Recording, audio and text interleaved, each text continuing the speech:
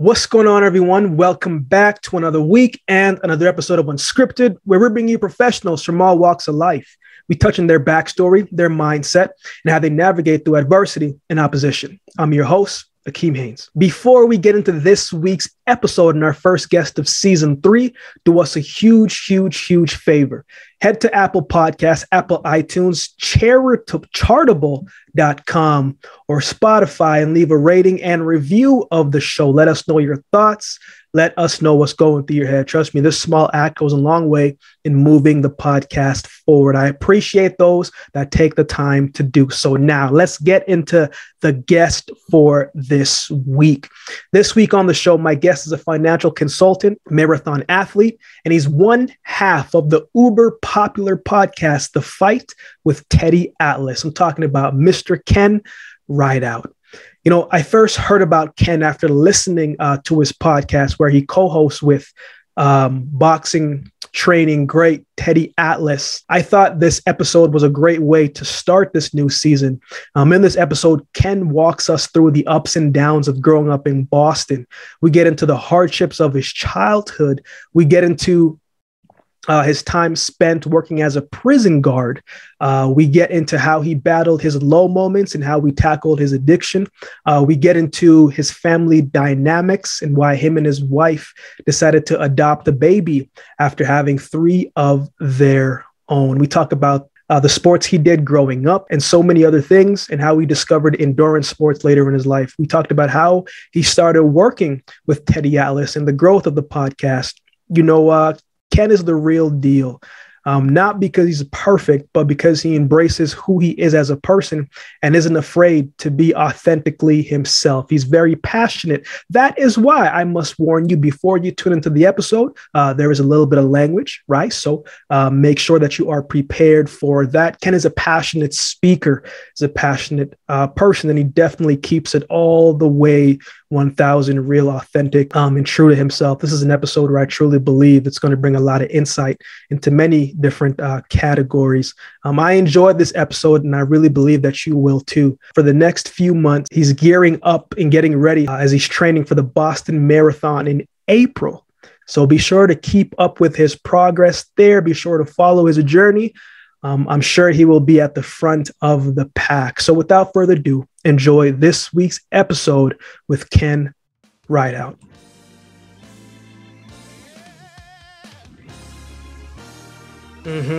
Man, Ken, that's actually how I want to start that right here, man, because I like the way you started that off right there, man. Let me take my glasses off so I don't look too old.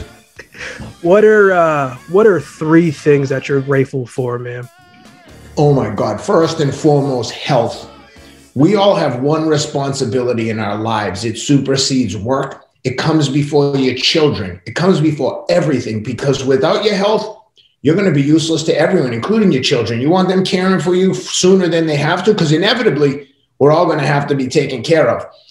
And I try to set an example for my kids that there is no compromising my health and fitness. I run every day. Snow. Matter of fact, I almost broke my elbow yesterday, slipping in the ice. I think I have a torn labrum that I fell in the snow on Friday. This was on Monday because it was blizzarding. And my kids were like, "Dad, are you crazy? It's snow. You can't even see out there." They said, "Don't leave the house." I said, "For some people, maybe, but I have this. This is my cross to bear in life. Once I make one excuse, then the next one gets easier." But so I'm grateful for my health. Then I would be grateful for my wife, who gave me these 4 beautiful kids. And I guess the first thing I would be grateful for is health again. Because without health and family, if you have that, you have everything. It's funny. You were just talking about, you just showed me the scrapes and the bruises and running in the snow. And I saw the video you're talking about. Man, this is something that we have in common. The running part of it. I don't run anymore. I run at a shorter scale. I was a sprinter, Ken. What you do is a whole different story. I like to just get to point A to point B. But I remember, man, when I was trying to get a scholarship, right? Because I live in Canada, born in Jamaica, but I live in Canada. I remember when I was trying to find the research and to understand what was the percentage that it was for me to get a full athletic scholarship to go to a Division I institution. I was a dual sport athlete, so I had a pretty good system going. And what my coach said, he was like, Akeem, realistically, man, it's like a 3% chance that you'll be able to do it. And so what always stuck out to me was you have to understand that hard work is a prerequisite for anything. So you don't even got to say it. It's just part of it, right? So the mindset and how you attack running, and regardless of what it is and whatever excuses may come, man, where does that come from, Cam? Because you are 50 now. Yep. I've been around some of the best athletes in the world when it comes to running. The Usain Bolts, the Justin Gatlins, a lot of these up and comings who make simple excuses, forgetting that adds up. Where does that come from you, Cam? Because I get the fact that you just look, if I said I'm gonna do it, I'm gonna do it. Where's that come from? I think in my life, I've always suffered from a bit of like an imposter syndrome and a fraud complex. I never felt good enough. I still don't. When I think about you and the names that you just mentioned, I think these, can we curse on this show? Go ahead and let it go. I got you. I said, because are real athletes. All the training in the world, all of it, couldn't get an average runner to run like you. You couldn't do it. I could never, ever do what you do. Anyone can do what I do. Anyone. I have zero athletic. I am not an athletic person. I know people are going to be like, oh, this guy's full of shit. I'm not, dude. I ran a marathon. Okay. I had some athleticism from a lifetime of like growing up playing hockey and football, but I ran like a 3:20 marathon. Then I tried again. I ran 3:30. I mean, look, I know that to the 4-hour marathon crew, they're going to be like, this guy, blah, blah, blah. But that's not good. That's not good. If you're running under 3 hours, okay, that's good. That's pretty good. But 3.5, like that's just a guy who wants to try hard. So when I get out there, I know for starters, I have no advantages over everyone. I know that the kids who ran through high school and college and actually had some like genetic gifts, I know that they have an advantage already. So I'm making up for that disadvantage. And candidly, I like winning, and I don't want to go there and just, I'm not a completer. I'm a competitor. I'm going there to compete, not complete. So I don't know where it comes from, but like I said, with the fraud complex, imposter, you're always feeling a little bit insecure in the way I grew up in the inner city. And my brother was an inmate in the prison that I was a guard at. It was just a emotionally rough childhood for me. And when I finally had this like recognition about halfway, 3/4 of the way through college of like, I'm on my own. Like no one's coming to do anything for me. If I don't take responsibility for this, my life and my well-being, like no one's going to do it. And I just got sick of like being average and mediocre and just started applying myself. And I know if someone's watching this and thinking like, oh, he has something extraordinary. I promise you, I don't. I run a of miles and I try really hard. And I promise you, if you do this, it's a very simple formula. If you do this, you'll probably be better. Nothing is easy. Every single thing is hard work. If it was easy, it wouldn't even be worth doing. Man, I'm really glad that you said that. And I want to go there because, man, I realize exactly what you just said. Whenever I go and speak, I always say, man, sometimes you got to be your own hero, right? Yep. Because it would be great if when we were in hardships that someone would say, you know what, man, I got you. I'm gonna make sure that you're good, but that's not always the case. And a lot of times you have to be that for yourself. I did read, Ken, as I was doing I did enough research, but I wanted to hear it from you because I was like, man, this guy's an interesting cat. Growing up in Boston, right? How did you get involved into working as a guard? Because that's not really something that someone kind of says, you know, I want to do that. I could be wrong, but usually something happens in between that kind of leads them that way. How did that happen for you? No, that's a good question. And I don't think I'm surprised more people don't ask how that came about, especially given the background that I just described, that my stepdad and brother were inmates. It wasn't like we were politically connected, and those jobs are politically connected jobs. But from a young age, I was just really into sports. It was like my escape. And again, I was like, in competitive sports, I was much better at a younger age. So as I got older, as a little kid, I was a superstar. As I got older into high school and college, the other kids caught up. And then the kids that went on to play in the NFL and NHL, they just like took off past me. And I was like, there's some level of athleticism that you cannot acquire. So if you're going to be a basketball player, or like look at a guy like LeBron James, he could have played in the NFL. You can just see the way he's an athlete.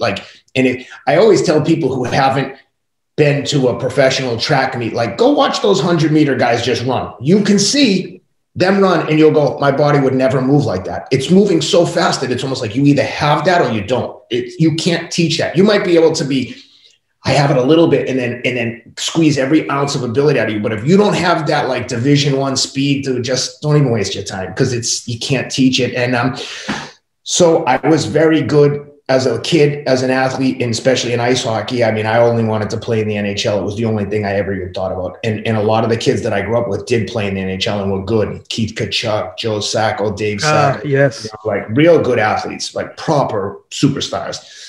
Sean McEachran. I mean, these were like my peers as a kid.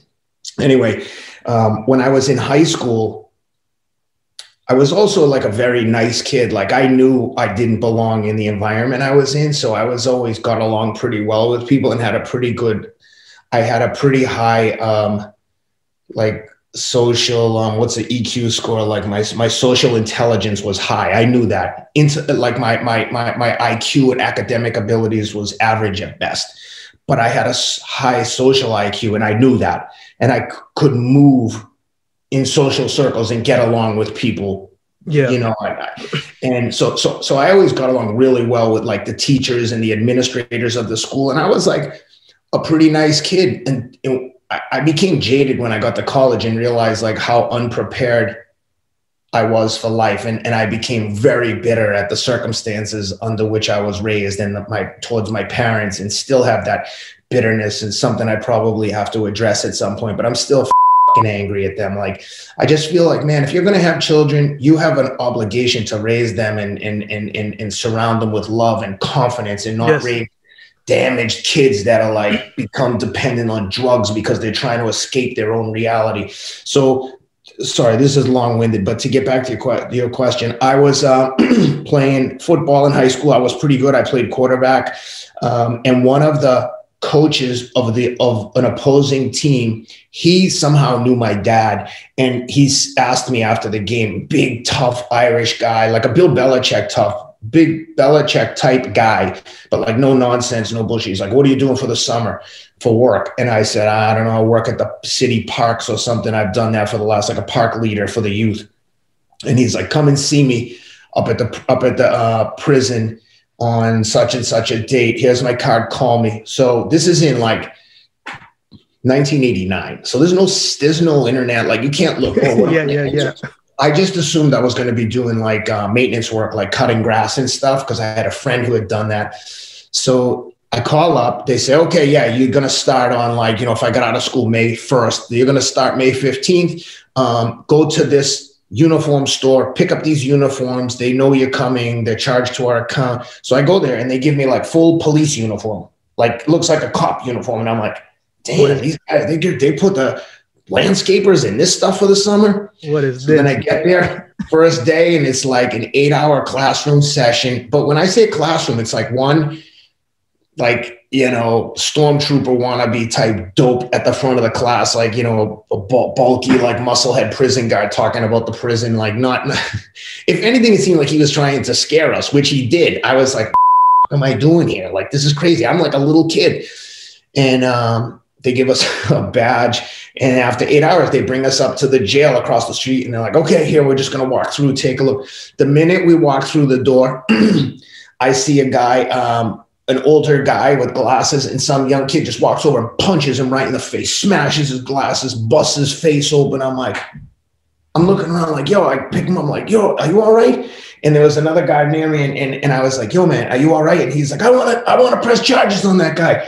And now I grew up in inner city, so I knew enough to be like, dude, will you shut the fuck up? We'll talk about this later. Like, please stop saying you're gonna press charges, because I'm like, And as it turns out, someone was like, yeah, that's what you get for running your mouth. So I'm like, oh, this guy. So then they come and get that guy, and another big Irish gangster guy, this guy Barry Hiltz, comes running over and picks me up on his shoulder and starts like running around with me on his shoulder like a fireman's carry. And I'm like, dude, put me down. I knew him from the streets. And he put me down. He's like, hey, I just wanted those other guys to know that you're with us, that we know you, so they won't give you a hard time. And I was like, all right, cool. But it was like being a substitute teacher at a high school full of fresh kids, full of like reform school kids, you know, like troublemakers. And they're always trying to clown you. It's not like a movie where they're afraid of you. They're not afraid of you. They'll punch you in your face if you step out of line.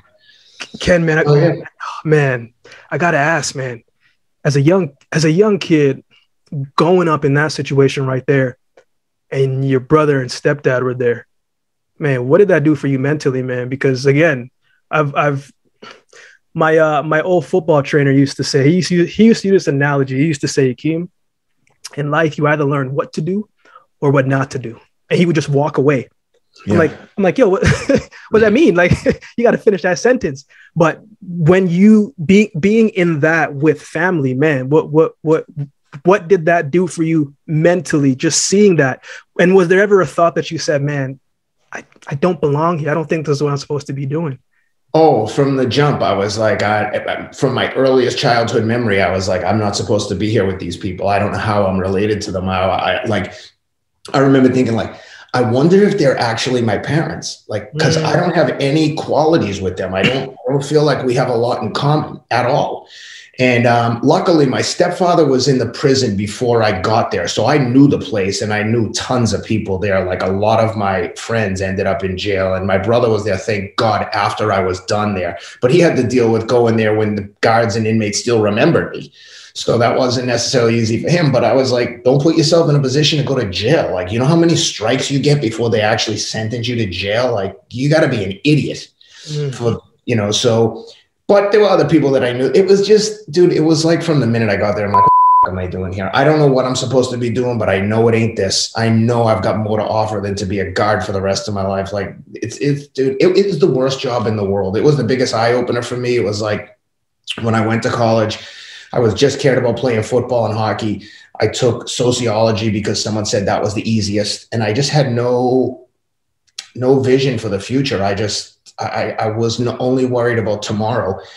And then, like I said, three-quarters of the way through it, I was like, oh my God, I better start trying. But I had been slacking off so much that when I went to do my like senior, I forget what the class was called, but it was like a 2-semester class, the culmination of a sociology degree. It was like a big social experiment you had to run, and no one in the class wanted to be my partner. Like no one. I had to do it by myself. No, because even one girl wanted to do it with me, and the professor advised her against it. And I was like, that's crazy. I was like, these watch this. Dude, I got the highest score in the whole class because for once I was just like, I'm going to try. I'm going to put everything into this. And I did it. And the woman was like, when I went to see her and she gave me the grade, she started crying. She's like, what have you been doing? And I was like, nah, man, I was a slow starter, but I'm up to speed now. None of this. All I need is the degree and I'm out of here. I'm like, and then I'll decide what to do. You know what I mean? Yeah. So and that's basically the way my whole life was. It was kind of like, I'm going to get my foot in the door, and then I'm going to figure it out once I get there. And same thing with the running. I just started running, had realized that most of these people are lazy. They don't want to suffer. And that's when I realized, man, if I just try, I mean, that's the reason I'm talking to you, because I just tried hard. No other reason. I just tried hard. And I just applied that type of work ethic to my whole life. And I just started to live a more disciplined life, not without ups and downs. I've made lots of mistakes that I am ashamed of, but they're part of the story. Without adversity, you just I always tell people, nothing good happens when you're comfortable. Not a single thing, Ken. Not a single thing. I've heard countless amount of times you said, man, in different parts, you were like, yo, I'm just figuring this out. I don't know what exactly I'm doing. But I also know that college was a little bit of a dark place with substance abuse and things of that nature. I'm always intrigued, Ken. No person is as strong as they think they are, right? I always say, you don't know how strong you can be, or you don't know how temptation that you will succumb to until you're in a position to be tempted. But also find out that a lot of our historical things, our environment and how we grow up, the old us is always with us wherever it is that we go. When you found yourself in those low moments, Ken, I mean, man, what was going through your head at those times? And honestly, man, how did you pick yourself up from it? Because a lot of people say, oh, just go ask for help. Oh, just go do this, man. It's easy as this. But it's like, yo, sometimes people are so busy with their own stuff. They don't really have time to really or want to always help you.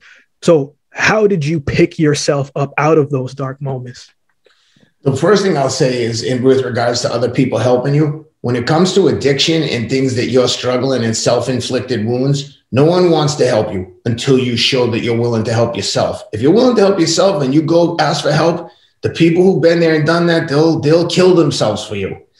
But in my mind, when I was like in those dark places and using drugs to escape, and the crazy thing is when you use opioids to escape pain and emotional pain, it's very, very temporary. So let's say, and I'll give you an example, like, because I had been on and off drugs for years as an adult, like opioids. And the first couple of days, let's say you have like a few months clean, you take them for a few more days. For the first like 2 to 5 days, you're like, oh my God, this feels so good. I'm so happy. I'm euphoric. It's awesome.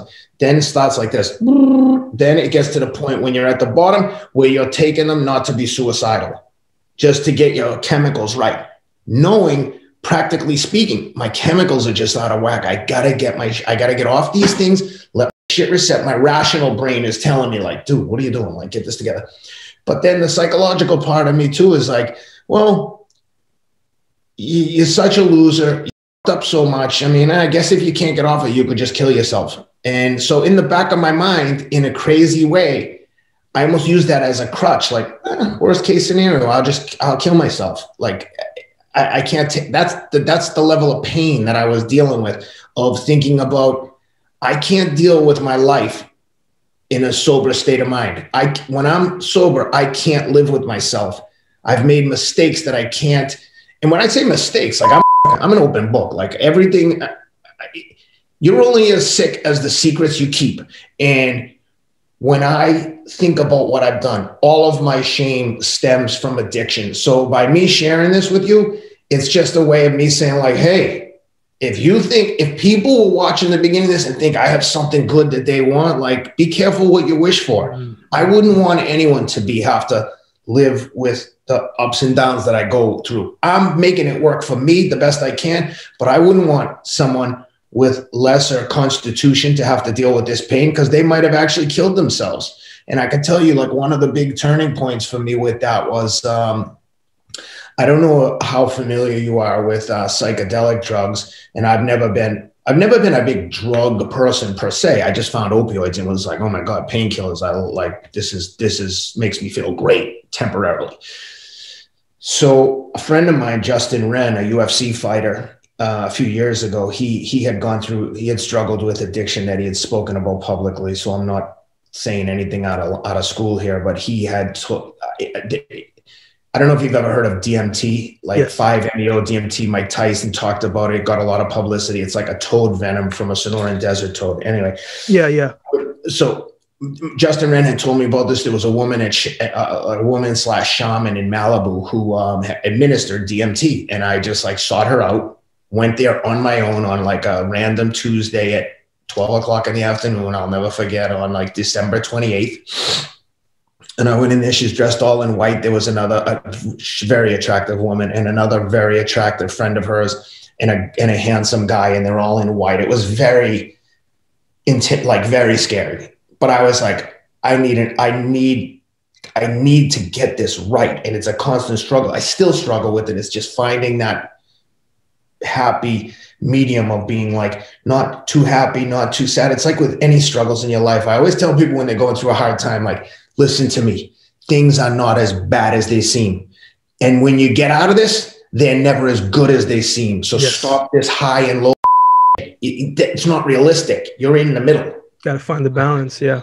So I went into this place and I was scared. I don't know if your audience is going to care about this. If they don't, you can edit it out. But I think that this was a big turning point. And So I went in there and I was like, you know, I'm going to smoke this DMT. I like, it's supposed to like change your whole way of thinking. And, you know, but there's obviously, I'm scared, like, will it make me worse? Like, I'm already pretty bad. Like, I don't want to be more mentally troubled.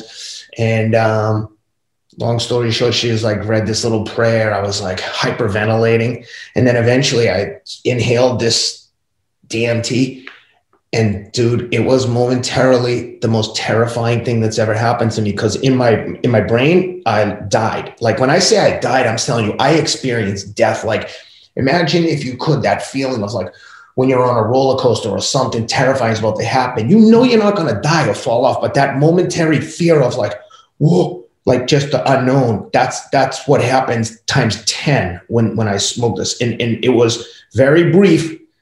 It could have been 15 minutes, but it could have been less than 1 second. But in my brain, it was quick. It was like I was falling down a big hallway. Some people talk about visuals of like angels and spirits. And yeah, I've heard a couple of different pieces. I didn't have that experience. Yeah, I was like, this all happened quick. It was like my internal organs like accelerated into like a crescendo of an orchestra, like, and I was just like, oh my God, I'm gonna die.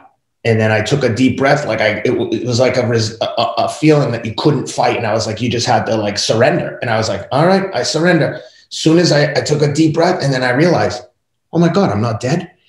And the reason I tell this long-winded story, and I'm sorry if anyone found this boring, but the minute that I realized I wasn't dead, I had the realization that, holy shit, I'm not dead. I have a chance to fix everything. Nothing that I've done is irreparable. Everything can be fixed. All the shit that you think matters. I can promise you, when you think you're about to die, I can guarantee you the struggles you're having with work, or you're trying to record a podcast and it didn't record right, or this didn't happen. Like, you're like, none of that matters. Like nothing matters except the people in your life that are important.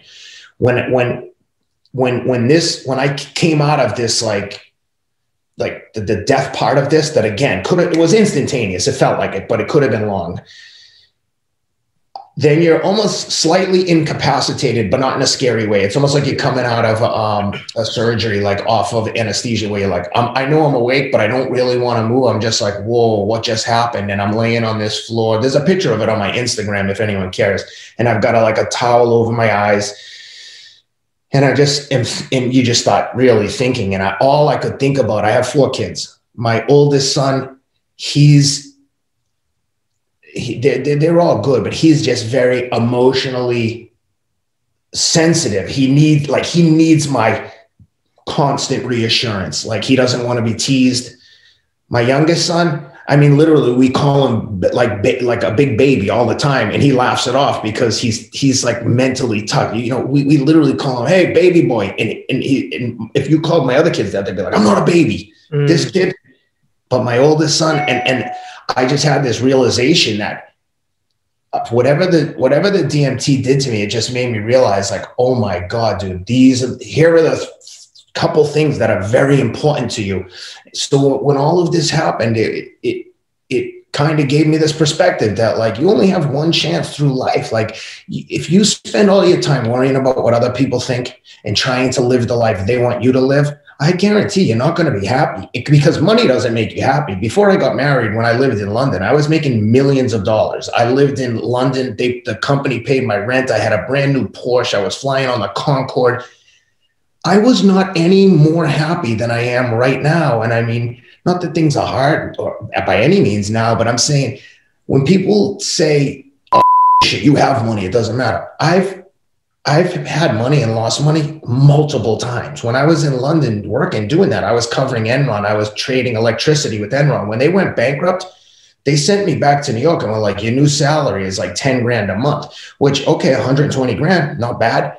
But when you're making 100 grand a month and now you're making 10 grand a month, guess what? When you make 100 grand, you spend 100 grand. Like, you spend, you live that life.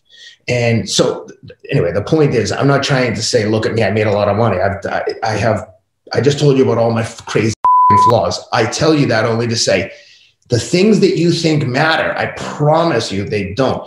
I'm the happiest I've ever been. The fact that an Olympic athlete wants to talk to me about my athletic achievements and accomplishments is like a dream come true to me. Someone is like, wants to talk to me. They think that I'm good at anything. Think about that. Isn't that what we want? Recognition from our peers and respect and appreciation from others, and to think that you can provide value to other people, that someone might listen to this and think, Ken, that was really inspirational. People send me those notes.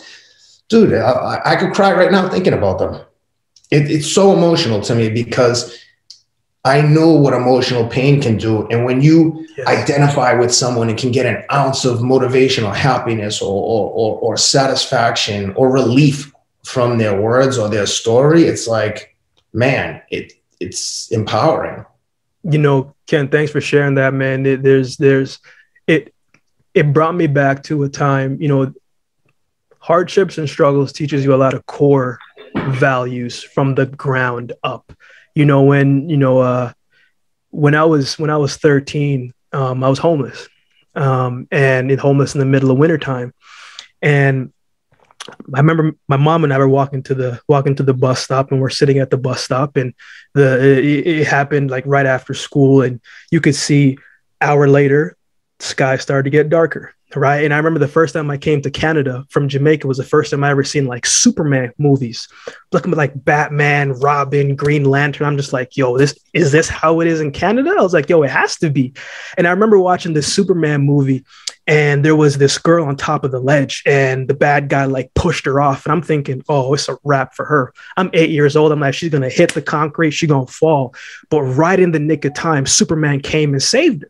And I'm just like, yo, Canada is different. But when I was homeless, Ken, 3 hours went by and we were still in the same situation. 4 hours went by and the sky started to get darker and it started to get colder until I realized, wait a minute, there ain't no Superman coming. And it was at that dark moment, looking at my mom, wondering what we were going to eat next, how were we going to shower? I still have school the next day. How am I going to get through that? I realized that, like, man, as long as I got breath in my body, that there's still a way and that there is something to be grateful for. And I think when you operate in that sense, yeah, absolutely, things could absolutely be worse. Something could always go and not go in your favor. But at the core of a human being, man, as long as you got breath in your body, then God has a purpose for you to fulfill. And I think all of what you just explained that was the ground and the foundation of all that you've been able to do now and still doing now.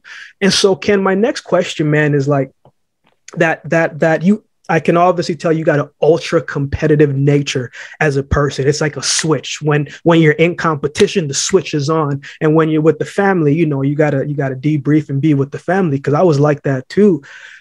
But when you started running, Ken, sometimes, and I don't mean to say it in any negative way, but sometimes when you kick one addiction, you pick it up in some other form. When you start running, Ken, and even when you run now, man, what does it do for you? Is it like an outlet? Is it a place where you can let all that, maybe that aggression from the past out in competition in a positive way? Or is it just something that you just do it and it's freeing and you just hear and you can put your focus to it? Walk me behind what running means to you, Ken. That's a great observation regarding the addictions, and one that not many people make that correlation. But before I do that, I just want to say that having grown up in inner city where there was a lot of immigrants and people, especially a lot of Haitians, I have so much respect for anyone that can go through that, be different. Like, I know the way white kids treated black kids when I was in school. There was nothing nice going on. There was no, don't get me wrong. It wasn't like a good versus evil movie. It wasn't like we hate all black people, but it was like the kids who spoke French and were Haitian and like were kind of out of the loop, like you say, coming from Canada. Like when they were right into the country, it was kind of like you almost like looked at them like it was terrible in hindsight. And it's a very strange thing, race relations, when I think back to growing up, because it was a very racist place. I was in South Boston is when they had the first instances of forced busing, where they took black kids from black communities and forcibly bust them into white communities and vice versa. So can you imagine if you're living in the black part of town in the 70s. Yeah. And they tell your parents, yeah, Akeem's going to the white school, not the good white school, the other poor white kids who they're angry too because they're poor. So you got poor black kids over here, poor white kids over here. We're going to force them on each other. It was a nightmare. But I always remember thinking like, what the do I care what color someone is? Like what?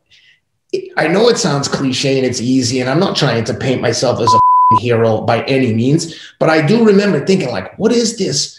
What is this? Like, and when I met my wife, I told her the first date we ever went on, I said, we're talking about, oh, how many kids do you want to have? We hit it off right away. And I was like, I want to have a lot of kids, but I want to adopt a bunch of kids too, because I think about people like your story, sitting at the bus stop, and like the kids who you're lucky you had a mom that loved you. Like, I don't feel like my parents loved me. They had me at a young age, and I don't think that they really cared about me. My father was into sports, and I think he loved me because he loved going to the sports. He was 20 when he had me, and my mother was 19.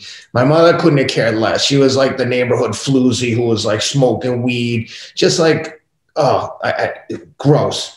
And my dad was like big into sports, but not very good. So to him, I was like his second chance. Like, we're going to do this. And I was just like, man, I loved sports, but I resented that was our only thing to connect on. So they didn't live together. So he'd come and get me. But anyway, my point is, when you think about challenges, like to me, what you had to go through, the homelessness isn't even the bad part. The bad part to me would be feeling different and feeling like discriminated against and being like, why do these people dislike me? If that happened, maybe it didn't happen, but I saw kids that it did happen to and remember thinking like, this has to go home every day thinking people don't like him. Like, I'd be upset if someone said one insulting thing to me, to think a whole race of people were against me. And yeah, man, that was like, so I have huge respect for you and for the struggle that I know you went through, because I saw it, and I know that isn't easy. So good on you, man. But to answer your question about the addiction in running, yes, initially the running was like an addiction, and now it's become like,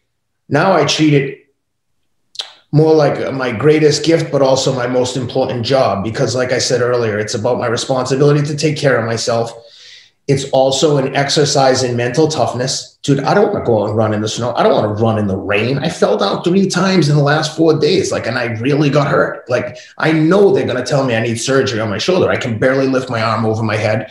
And I told the guy over the phone, I'm like, well, I'll come and get the MRI, but I'm not going to do anything until in April. And he said, why? I said, well, I'm going to run the Boston Marathon in April. I'm not going to disrupt my training now. And he's like, yeah, but your shoulder hurts when you run. I said, it's killing me.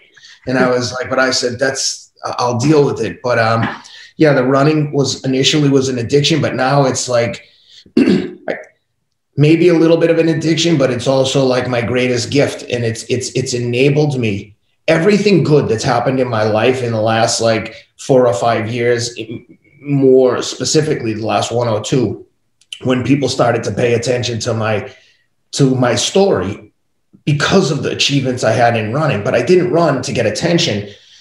But the running brought attention to other things that I had been through. And I think when people realize the story behind what I've been able to do, I mean, clearly I'm not naive. I'm not trying to be like a humble brag and pretend I don't know. Like, I know it's interesting. I know that I've had an interesting life, but I also know that's one of my only marketable skills, is being interesting and being my authentic self. Yes. And I know it doesn't fit with what your typical interview. I know I'm like going on and I'm all over the place. But if I don't behave like myself, then you're not really understanding me. I can pretend to be anyone, but like my wife will say, oh, you did this and you did that. And I said, listen to me. This is the process by which we live where we live and have what we have. I know everything doesn't fit with what you would do it, but the way you would do things wouldn't work for me, and the way I do things wouldn't work for you.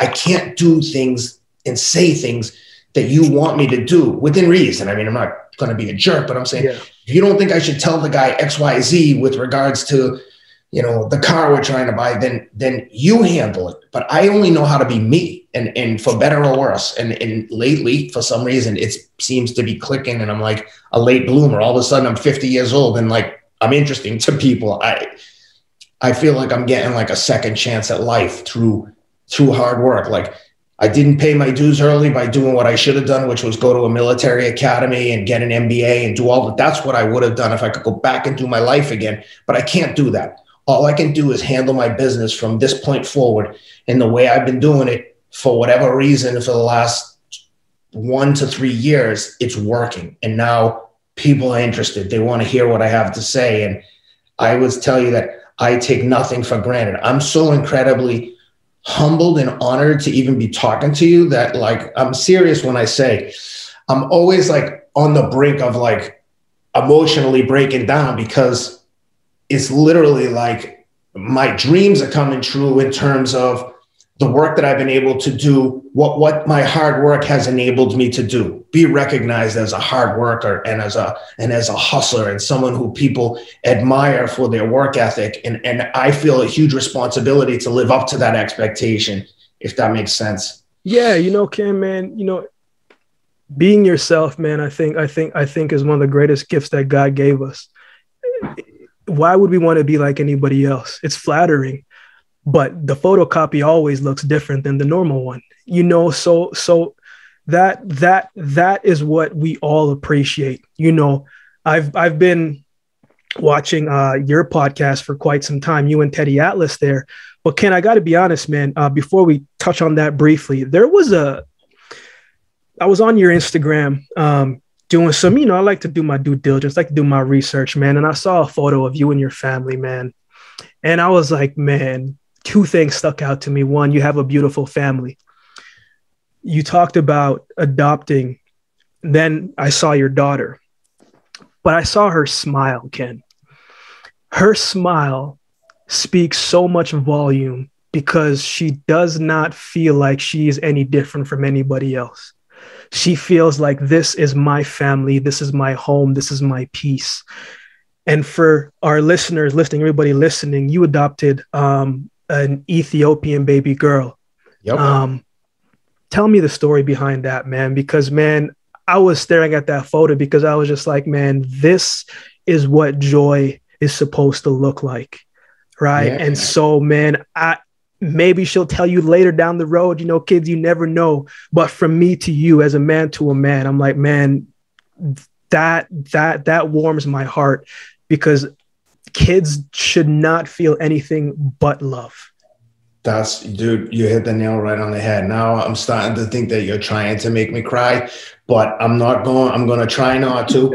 But I will tell you that when I met my wife, I said to her, I want to adopt a lot of kids because, and I didn't care where they were from. Like, I hate when people make the assumption like, oh, we adopted a black kid. Like, you see her skin. I just see my daughter and I get it. She's black. I'm not stupid. I'm not naive. I'm like, we talk openly about race all the time because it's a reality. And what am I going to do? Hide from it? So I'll say this. I didn't set out to adopt a particular race. I told my wife, I have an obligation to give back to someone and to change someone else's life, because if someone offered me the opportunity to take a new family when I was a kid, I would have been like, fucking bye. Okay, pack your stuff. Don't even need it. I don't fucking need anything here. I'll go with my fucking shoes without my shoes. I don't need anything here. Everything I have here, I acquired myself, more or less. I had a paper route, dude, when I was in like the 4th grade. I was like the youngest person they'd ever let have a paper route. I hated it. I'd get up to school, but because I wanted good sneakers. I didn't want to be the little dirtbag kid who had nothing and who had like dirty ass shoes. I didn't want to be that guy. I wanted to like represent myself the way I felt like.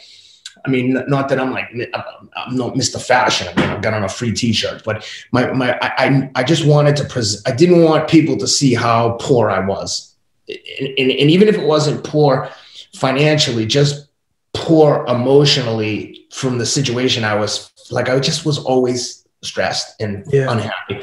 But yes, I told my wife, I want to adopt, I want to make a difference. And, I don't want to try and keep it as short as possible, but getting all the good parts in. When you go to do an international adoption, because my feeling on being born in this country is, using myself as an example, and politics aside, let's use Barack Obama as an example. Here's a biracial kid born in Hawaii, barely even part of the country. Yeah.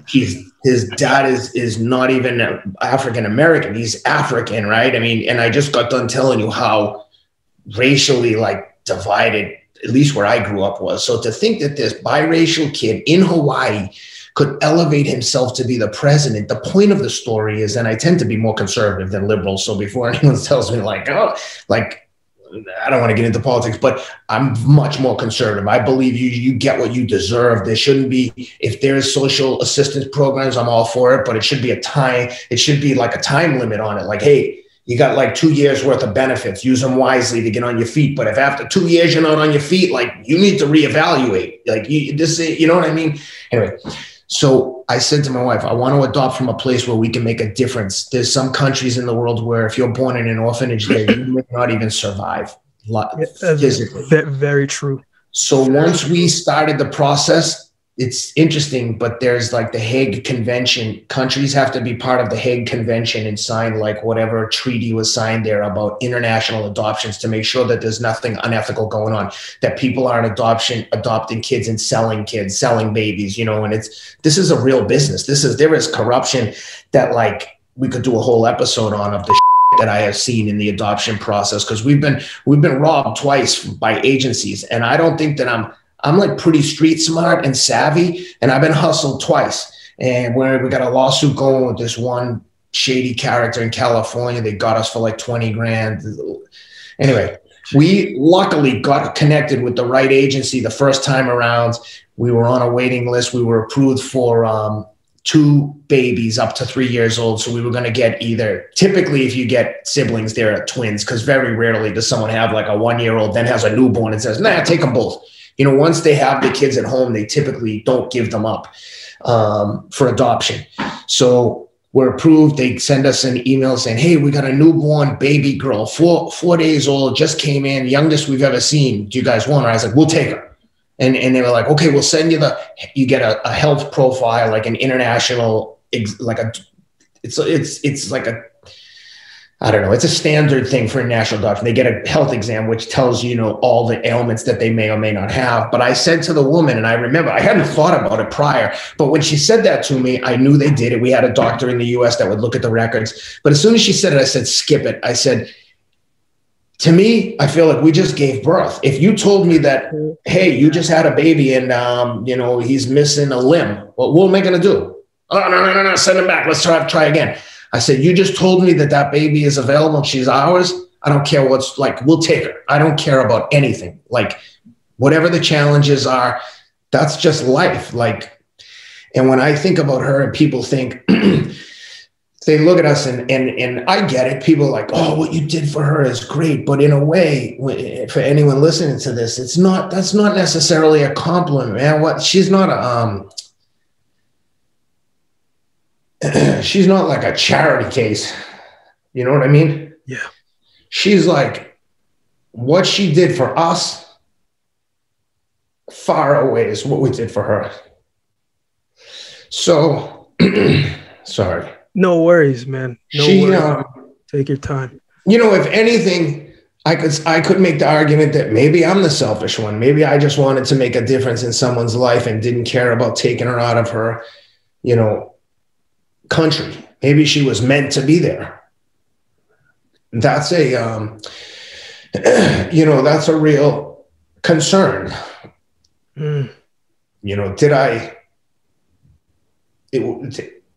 alter the course of her life potentially negatively? Sorry.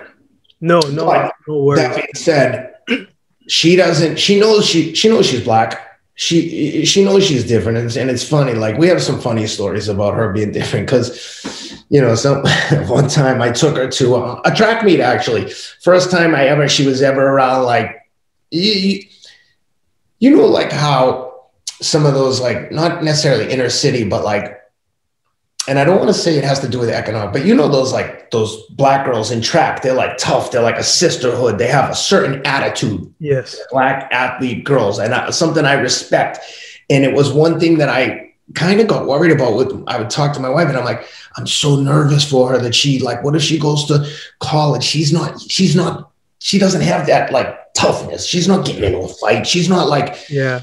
She doesn't know anything about the culture. And my fear is that she gets around some of those like edgy black girls and they just like, not physically, but just emotionally and spiritually just kind of run her over. And she's just like, Dad, I'm so out of my depth. And so anyway, we could do a whole episode on race relations, but I took her to the track meet, and my friend Dustin Williams is a trainer for USA Track and Field. He's like a physiotherapist and everything. So he said, come on over to the Mount Sac relays in LA. Yes. So we go over there, and all the black girls are warming up on the 100 meters. And I hope I'm not offending anyone by calling them the black girls, but I'll get to why I would say black or African-American, and whatever the right term is. I promise you that I mean it in the most respectful manner. If someone's listening to this and finding issues with anything that I'm saying, I can promise you that my heart is in the right place. So I said to her, I'm like, Tensei, let's go look. The black girls are warming up for the sprints. Let's go watch. And she goes, dead serious. I mean, she was probably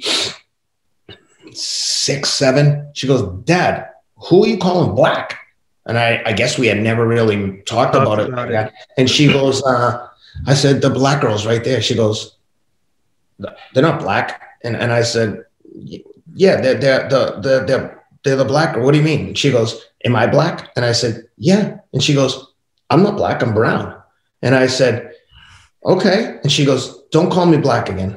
And I said, oh, I won't call you black. I said, in that case, let's go watch the brown girls warm up. And I just kind of like, okay, that's cool. I said, but recognize, I don't have to call you black, and you don't have to call yourself black, but that's what people are going to refer to you at times. And I don't want you to think that they may have bad intentions, but don't make the assumption that because someone said that they might be being disrespectful. Yes. Listen, I'm not an expert in race relations, so I do the best I can in the real world situations with my daughter, the best that I think for what's best for my kid. And so anyway, we're talking to her, and then who comes over? Vashti Cunningham, Randall Cunningham's daughter. And she's like high jumper, yes, 110 pounds. Like, she's a supermodel. I mean, she is gorgeous, world champion in high school in the high jump. And she comes over and just immediately is like, hey, what's up? What's your name?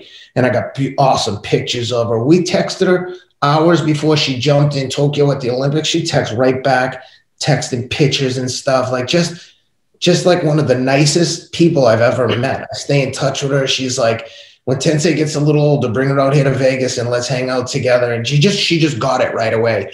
And that was a great example for me to have Tensei be around like other black girls and just see, but then she'll also tell me if I say, oh, Tensei, look at that girl's hair, because I always like pay attention to the hair. And she's like, Dad, stop pointing out the black girl's hair to me. And I'm like, all right, and take it easy. She's like, you're trying too hard. I was like, I'm only trying hard because I love you. I want you to have like a good life. But she said to me one time, she was crying. She said, I don't like being different. And she said, it's not cool. And I said, I can promise you it is cool. You don't know it, but I promise you it is. One of my son went to school with Keisha Cole's son, and her husband was Daniel Gibson, Booby Gibson, who played for the Cleveland Cavaliers. Yes. Mm-hmm. And they invited us once to her son's birthday party at Disney. It was just us and them and their son. And, Keisha Cole at Disney is like, it's like Michael Jackson's walking through. She's a superstar. Yes. So I said to my daughter, I said, you see, when we went to Disney, when we were outside, we lived in the Pacific Palisades, like right on the line with Malibu, which is a very, very white place. People were fine, but there was just not a lot of diversity. And we were walking around and security's walking with us. And I said to her, I said, you see Keisha Cole? I said, no one wanted a picture with me. Everybody wanted to talk to her. You just only see what's like right outside our door, but the world is big. Civilization started in Ethiopia in the Rift Valleys, where they found the first humans. I had to give her a whole lesson. I said, they say that Jesus spoke Amharic, which is what your mom speaks, because she knows who her mom, like we know the mom, we met her. Yeah. And so we try to keep her connected. But, so there's things like that where it's obvious that she's different. But then there's other things, like when it comes to any kind of family dinner or family going out to dinner or family time, she calls it, she loves it. She gets up. If one of the kids is sick, she'll make them breakfast. She'll make lunch for everyone. She's like going to be the best mom in the world. It's just in her. It's just innate. She wakes up every morning, first thing, unsolicited, takes the dog down, feeds the dog, takes the dog out to poop, picks up the poop, comes back in. And then in here, I sit in my office every morning. Same thing. She comes over, gives me a hug, sits on my lap. We talk for a minute, and then she goes about her business. And, if I miss her, I'm like, hey, "What, Tensei?" I yell out there to her. I'm like, "What are you doing?" And she'll come in and she'll be like, "What's up?" I'm like, and she's like, "Oh, sorry, I forgot." All right, I know. I got to give you a hug. And we get like a few minutes in the morning and it's like, dude, it's beautiful. It's unbelievable. Having all the kids is the best thing ever. But like, I love them all the same, but it's just a unique experience that we have with her. And my wife will always be like, "Oh, you're favoring Tensei." I'm like, "She's the only girl, of course." And she's like, "Yeah, but you can't let them know." I go, "Dude, I'm not perfect. I'm sorry." So I'm going to be like, I'm so too nice to her. What do you want me to tell you? But I will say, she gets in trouble just like the other kids. And when they were like, when they were young, I mean, I think maybe they've had 1 or 2 spankings each, like a whack on the ass. Like, she's not immune to anything. She gets the same exact treatment.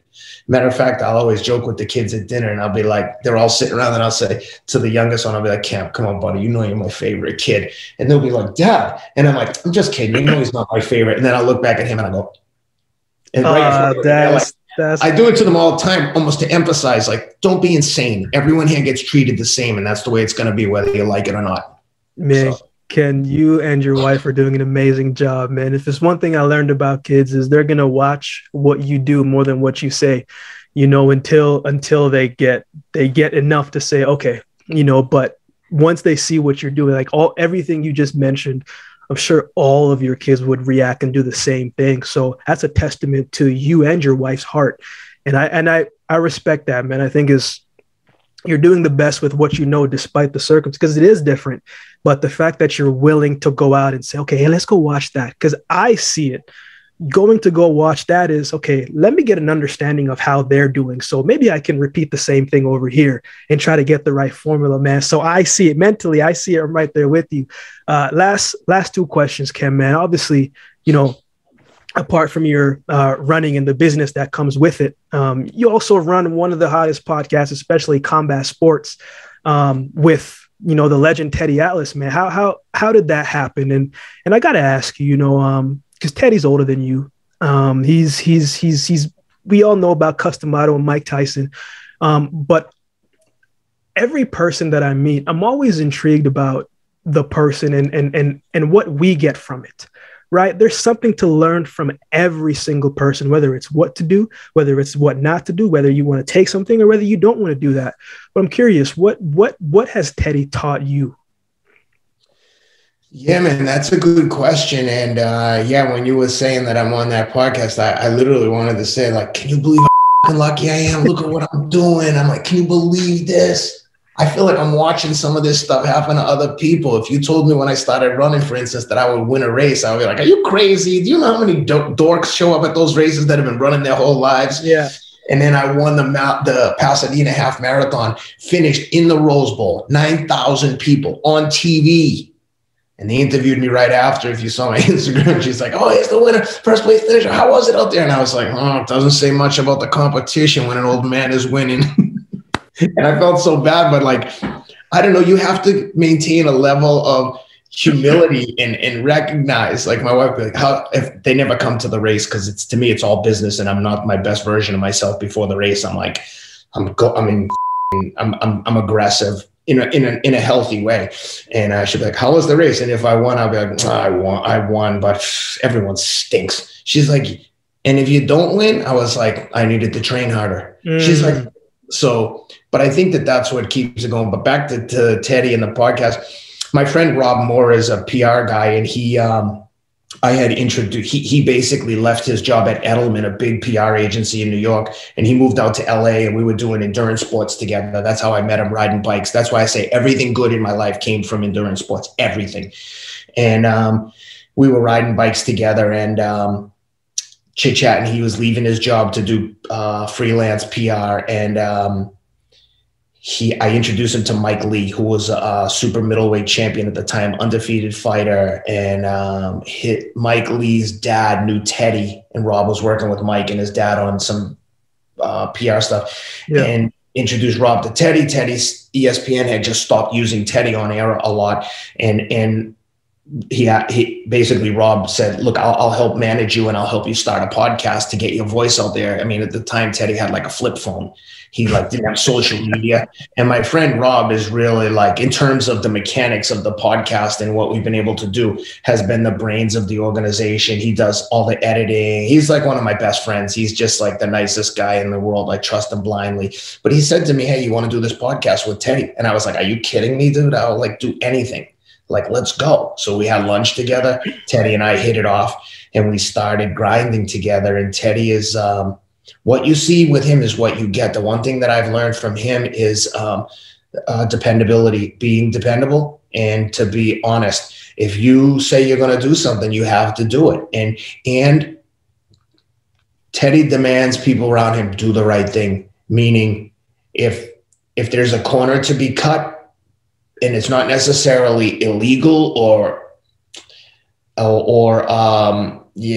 unethical, like there's no shortcuts with him. It's just like, do the right thing. So like, for instance, if someone asks him to come and train a fighter, like I'm making it up, but let's say there's a heavyweight who's got a chance to win the title, but the guy's been like, accused of sexual assault and has a bad reputation, Ted would be like, I don't work with bad people. Or the father's too overly involved.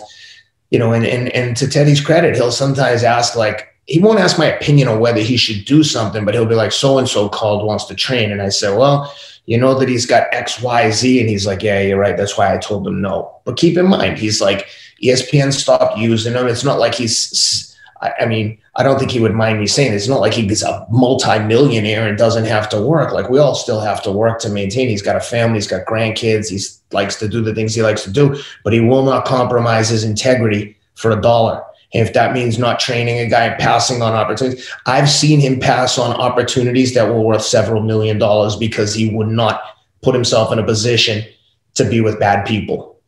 Okay. And that's what it's taught me, is like just being accountable and doing the right thing, even when it's not easy, and being loyal to your friends, even when it's not easy. Like if someone called and said, if ESPN called and said, hey, we want you to take Teddy's slot on this thing, I'd be like, even though I'd love to be on TV talking about sports, I would just be like, yeah, sorry, no can do. And I know Teddy would do the same thing. Teddy, we want you to do this podcast, but we don't want Ken. I'm pretty confident that Teddy would be like, we'll take it or leave it. We're a package deal. Yeah. That's a take that I get, but from you as well too. A character speaks so much volume. Ken, last question, man. April 18th, if I remember correctly, is the Boston Marathon, man. Hey, when I was running, there was certain meets, Ken, that I knew I had to perform well there, right? Obviously, apart from the Olympics and World Championships, there is a big meet in the UK, but there are some meets, Ken, where I'm just like, man, I have to gear up for that one, and I have to show out, and I have to show up. Ken, this is one of those meets, the Boston Marathon, man. One of the biggest ones. I think there's probably 10 main ones, but that Boston is always in the top 3, man. What's going in your head right now, man? I know you're heavy into training because there's about 3 months left to get into it, man. But how are you feeling, man? Just even when you started running, man, did it even occur to you that you could be a part of this, that this was part of the goal? Because this is a big deal, man. No. If you told me, I mean, like I said, it's been going on for a few years now, but to be like, I got a free entry into the Boston Marathon as an invited athlete, not with the pros, but I don't want to race in the pro field because I know that I can't be competitive there. So I always want to win the Masters division 40 and over, which I won in New York, alongside my name forever is in the record books next to the past winners like Mebko, Flesgy, Abdi Rahman, guys that I'm happy and privileged to call my friends. But I was texting Abdi before the New York Marathon saying, hey, what's up, man? I've got this race tomorrow, blah, blah, blah, blah, just shooting the shit. And I was like, dude, I'm going to win this Masters division tomorrow. He's like, you got this, man. Oh, because I said, I'm happy you're not here because I'm going for this Masters title. So when I won it, I was literally like, Abdi, I did it. And he texted me back and he's like, I knew you were going to do it. He's like, good for you. I mean, it was just like, I like to call my running friends nerds, but I'm like the leader of the nerds. But yeah, so Boston, yeah, there is a part of me that's like, all right, it's go time, Boston. I've run it before. I ran 235 in 19, but that one was awesome because Des Linden, my good friend, won it in 18. So I took the pro bus with her as her plus one because she could bring her agent. So her and I sat in the church where they kind of like get the pros set up. We're warming up together. We had our own bathroom. It was yes. And then I the bed and ran 235, and I had run 228. Right? I had run. I don't know. I had run some fast times, but 235 was disappointing. And but yeah, with this one coming up, like there's a part of me that's like, all right, it's the Olympics. Just like it doesn't matter what the event is. It's the emotion that I feel, and I can promise you that for me, the Boston Marathon is the same feeling you'd get. Maybe not for the Olympics, but definitely for like Olympic qualifier, a world championship. And I'm like, okay, it's on. And there's a part of me that's like, okay, I'm nervous. But then when I get nervous, I remind myself, no one's going to punch me in the face. No one's going to choke me unconscious. No one's going to like pull my pants down in front of an auditorium full of people. Like the worst thing that can happen is I don't run that well. That would suck, but I'm still going to go home and my kids are still going to love me. And I'm still going to like represent myself with honor and integrity. And if I don't finish, well, I'll win or die trying. And if I can, and if that happens, well, I'll cross that bridge when I get to it. But I have left finish lines multiple times in an ambulance, literally, when I was like, oh my God, I think I'm going to die. What's the matter? I think I'm going to die. I don't know what's wrong with me. When I crossed the finish line in New York this year, my time wasn't great, but I was violently throwing up and I was like unsteady. I emptied the tank because here comes Shalane Flanagan in the finishing chute trying to pass me at the end. And I'm like, oh, hell no, I am not going to get passed by a girl in the finishing chute. I know I'm going to get killed for this comment. Please don't cancel me. But I'm just being honest. I didn't want this woman to sprint past me at the finish of the marathon. And I'm running and I beat her by 1 second and I end up winning the Masters by 3 seconds. And because the start lines are all different and staggered, you just that sprint probably won me the race because I saw her and was so insecure about being beat by a woman that I was like, and when I emptied the tank there, man, I literally was like, oh my God, I am not well. I'm throwing up and I'm very unstable. And they're trying to rush you through the finishing chute. At this point, I was like in the top 50, 60 people. So it was very thin in the finishing chute. And the guy's like, come on, keep it moving. I'm like, dude, please give me a minute. And then he keeps pushing. And I'm like, dude, get off me. And eventually the guy knocks me down. And I'm like, dude, come on. And he's like, oh, we need a wheelchair. And I was like, get out of here. I just jumped right up and like found some energy to like run away from him before they tried to put me in a wheelchair. But, I just keep reminding myself during the races, like this pain is temporary. You're not going to die. You've been here before. We've been here.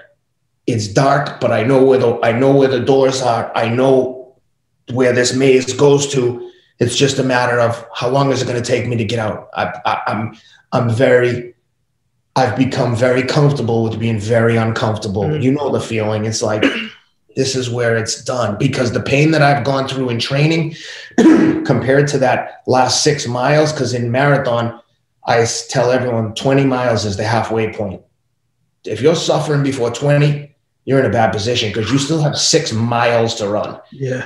So if you're struggling before 20, you're in a bad position. And in New York, I remember I was telling my coach, Mario, the minute that race started, I was like, oh man, one of these days I'm gonna have to work for every inch of this, every inch. I mean, from the first 3 miles, I was like, usually you can converse a little bit during the marathon because you're not sprinting. But I mean, from the jump, guy was trying to talk to me and I was just like this. I can't even talk. I'm redlining. I don't know what my heart rate was, but some days you have it. And then I ran a half marathon 2 weeks later and ran like a 90-second PR at 50 years old. I ran a 1:10 and lost by like 30 seconds to a 27-year-old professional distance runner who ran at Vanderbilt. And I felt unbeatable. I was like, I am so strong. If this course didn't have 600 or 700 feet of elevation gain, I'll bet you I could have run under 110. And it was good. And it like motivated me now to like, hey, what can I do next year?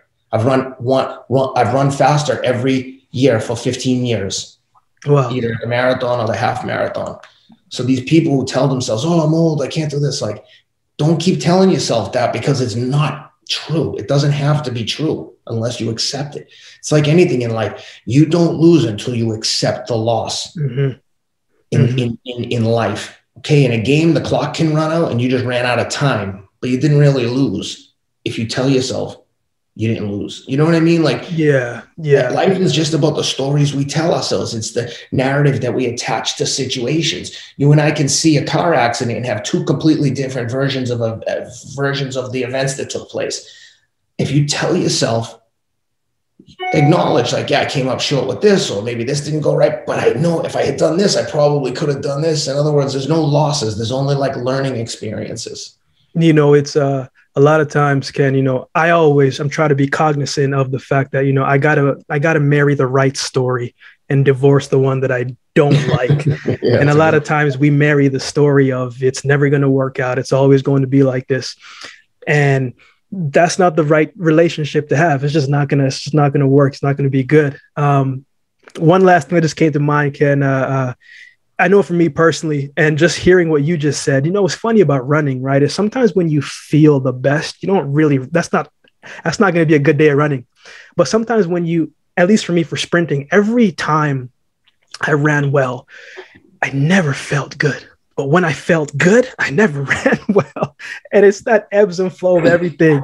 But Ken, thank you so much, man. You've been so gracious with your time. I'm really appreciative of it. I know you have a lot of things going on right now, man, but where can people keep in touch with you and keep up with what you're doing, man? I know you're a couple months away from the Boston Marathon, but man, how can people keep in touch with you? And maybe if they want to shoot you a message, what's the best platform for them to do that?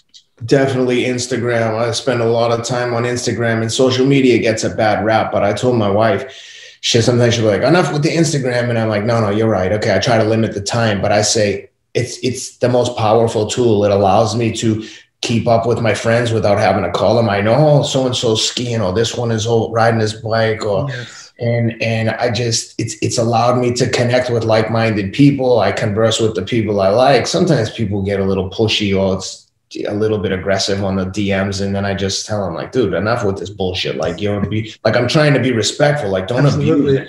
Like, you know, people start texting me during the fight. What'd you think of that round? I'm like, dude, come on, man. I love you. I'm trying to be cool, but it's too much. Recognize I'm trying to lose friends. You know what I mean? I'm not looking for new ones. I mean, I would love having acquaintances, but like, I don't have time to be texting like shenanigans with people. But if next time you come into the US, let me know. I'm traveling on, like, in the next couple of weeks, I start like really traveling, and I'll be going to all the UFC events. And yeah, man, I'd love to link up with you. This has been really fun. And I have incredible admiration for anyone that can run at the level that you ran. It just speaks volumes about someone's personality, because like I said, you can't turn yourself into a sprinter, but you can take a sprinter's skill set and shit the bed and waste your talent. Yeah. Someone who's been able to do it, had the talent, recognized it, and worked their asses off.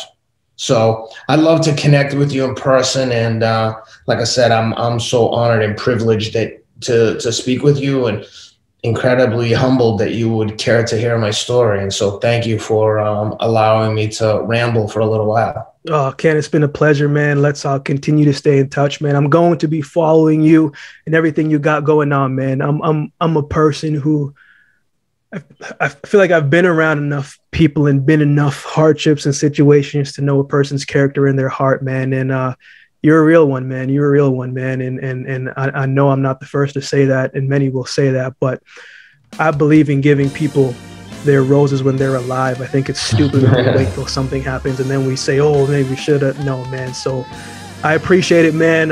You have a new supporter over here with me moving forward, man. I appreciate your time again, brother. Yeah, man, vice versa. Thank you very much.